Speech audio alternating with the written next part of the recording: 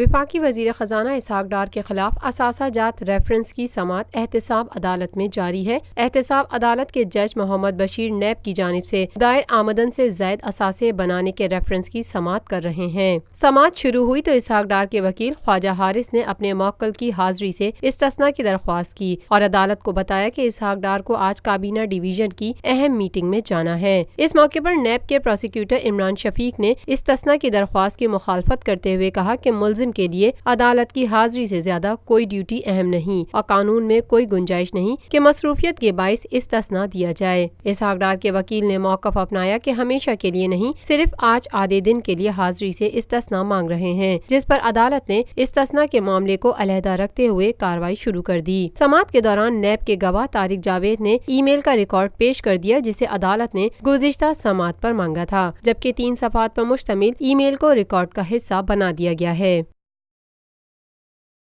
Lotus Lake Towers, a groundbreaking endeavor by Lotus Properties.